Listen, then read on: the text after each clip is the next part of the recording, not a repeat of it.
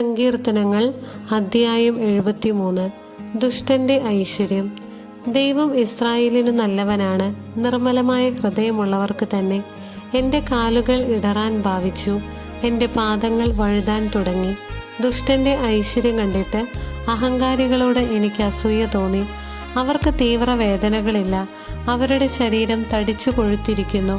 അവർക്ക് മറ്റുള്ളവരെ പോലെ കഷ്ടതകളില്ല, മറ്റുള്ളവരെ പോലെ അവർ പീഡിതരുമല്ല. ആകയാൽ അവർ അഹങ്കാരം കൊണ്ട് ഹാരമണിയുന്നു, അക്രമം അവർക്ക് അങ്കിയാണ്.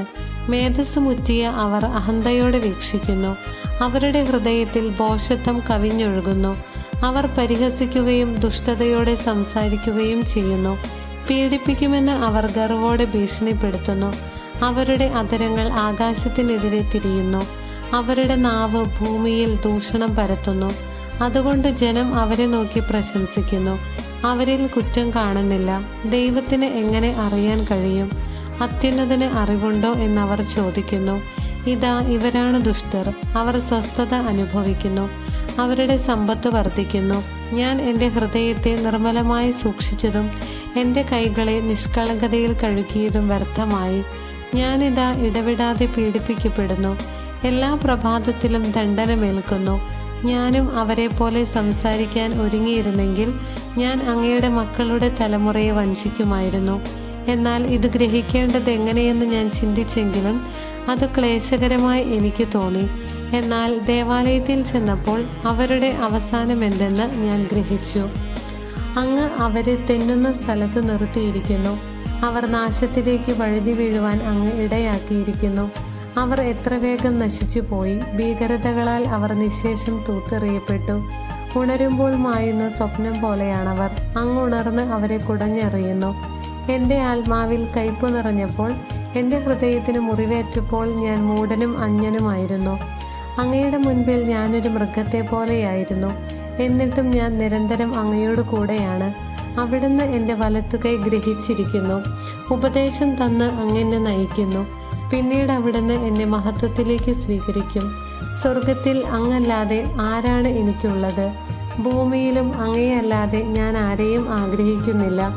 എൻ്റെ ശരീരവും മനസ്സും ക്ഷീണിച്ചു പോയേക്കാം, എന്നാൽ ദൈവമാണ് എൻ്റെ ബലം. അവിടുന്നാണ് എന്നേക്കുമുള്ള എൻ്റെ ഓഹരി.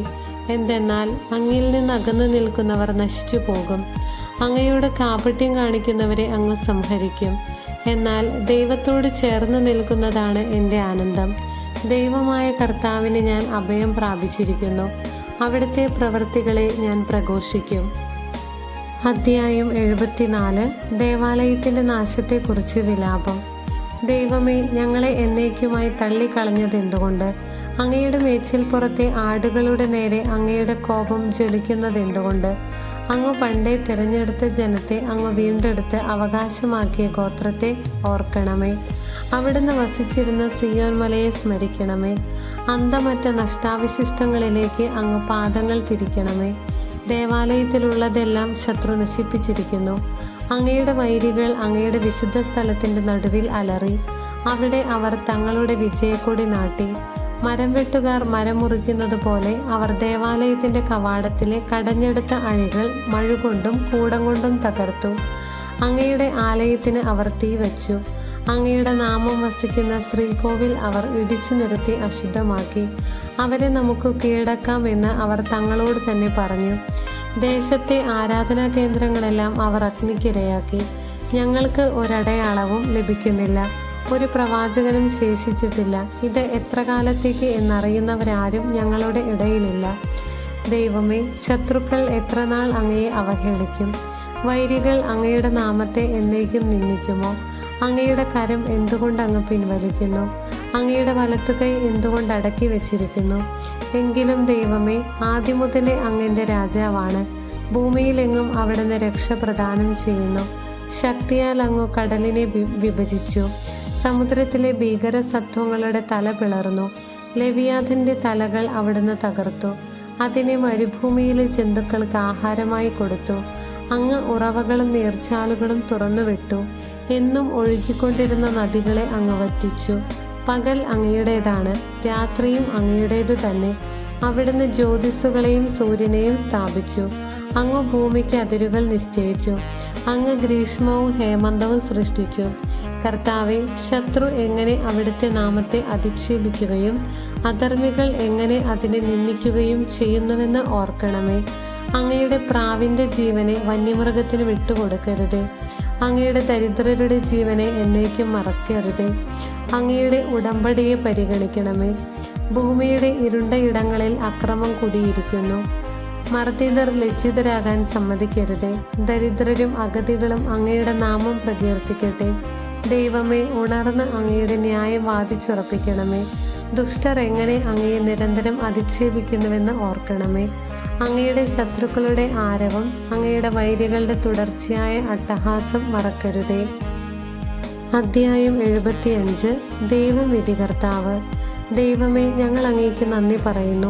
ഞങ്ങൾ അങ്ങേക്ക് കൃതജ്ഞത അർപ്പിക്കുന്നു.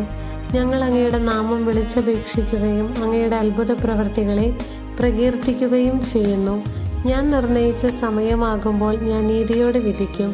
ഭൂമി സകല നിവാസികളോടും കൂടെ പ്രകമ്പനം കൊള്ളുമ്പോൾ ഞാനാണ് അതിൻ്റെ തൂണുകളെ ഉറപ്പിച്ചു നിർത്തുന്നത്. വൻപ് പറയരുതെന്ന് അഹങ്കാരികളോടും കൊമ്പുയർത്തരുതെന്ന് ദുഷ്ടരോടും ഞാൻ പറയുന്നു.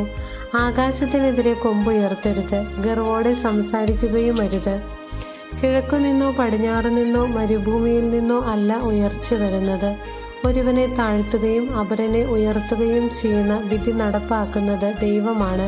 നുരഞ്ഞു പൊന്തുന്ന വീര്യമേറിയ വീഞ്ഞു നിറഞ്ഞ പാനപാത്രം കർത്താവിൻ്റെ കയ്യിലുണ്ട്. അവിടുന്ന് അത് പകർന്നു കൊടുക്കും. ഭൂമിയിലെ സകല ദുഷ്ടരും അത് മട്ടുവരെ ഊറ്റിക്കുടിക്കും. എന്നാൽ ഞാൻ എന്നേക്കും ആഹ്ലാദിക്കും. യാക്കോബിൻ്റെ ദൈവത്തിന് ഞാൻ സ്തുതിഗീതം ആലപിക്കും. ദുഷ്ടരുടെ കൊമ്പുകൾ അവിടുന്ന് വിച്ഛേദിക്കും. നീതിമാന്മാരുടെ കൊമ്പുകൾ ഉയർത്തപ്പെടും. ദൈവമായ കർത്താവിന് സ്തുതി.